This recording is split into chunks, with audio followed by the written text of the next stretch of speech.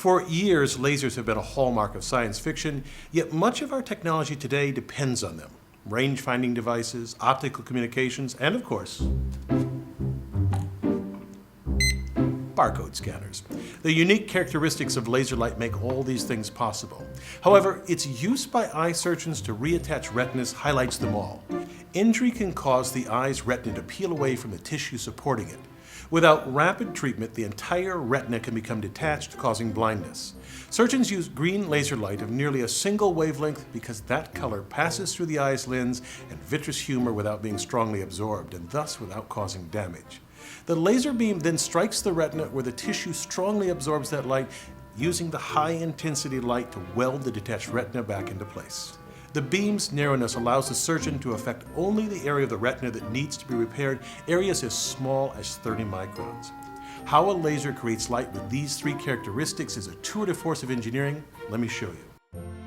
Any glow-in-the-dark toy can illustrate the basic principles of creating laser light.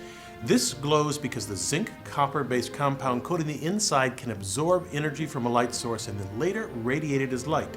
The light provides energy to electrons in the coating, promoting them to higher energy levels. Once the light is off, these electrons slowly lose their added energy and return to their lower energy ground states. The energy lost is given off as light.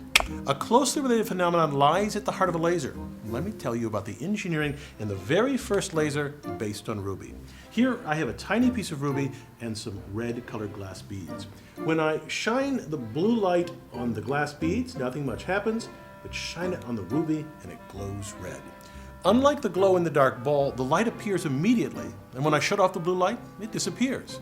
In 1960, Ted Mayman demonstrated the first laser by taking a cylinder of ruby and surrounding it with a xenon arc flash lamp used in aerial photography.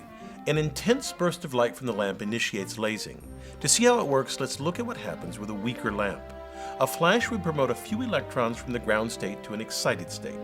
They'd lose a bit of energy, fall to a lower energy state without emitting light, and then drop from there to the ground state, giving off a burst of light. The light produced would be incoherent light, a spectrum of colors and intensities, just as my small laser made the ruby sphere glow.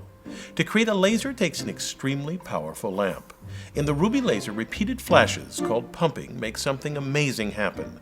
They supply so much energy that a population inversion occurs. Here, more electrons in the energy level just above the ground state than in the ground state. Electrons from a population inversion returning to the ground state release light that starts an avalanche called stimulated emission. The photon produced when an electron decays induces other excited electrons to simultaneously decay and release nearly identical photons. That creates coherent light, meaning that the crests and troughs of every light wave in the beam match up. Now, at this point, we have coherent light, but not yet the other two properties of laser light. To get a narrow beam with all the light rays parallel and of a nearly single wavelength requires an addition to the ruby rod. Mayman silvered the ends to reflect the light within the ruby cylinder. He made the two ends of the rod astonishingly parallel to each other. From top to bottom, the distance between these two mirrors differs by no more than 200 nanometers. Inside this resonant cavity, two things happen. First, any light rays that don't line up with the axis eventually just exit out the side of the cylinder, and the light parallel to the axis becomes intensified and narrowed in wavelength. The mirrored ends create a standing wave, which means only light of particular wavelengths can exist inside the cavity. By choosing the rod length correctly, we can get the nearly single wavelength of light characteristic of a laser. A small hole in one of the mirrors, or a partially silvered mirror, allows the light to escape, creating the familiar beam. Now, since the first ruby laser was created, lasers have become easy and cheap to manufacture. For instance, this laser pointer uses a semiconductor diode to produce light. Although many innovations and improvements have occurred since 1960, the essential principles are the same. I'm Bill Hammack, the Engineer Guy. This video is based on a chapter in the book, 8 Amazing Engineering Stories.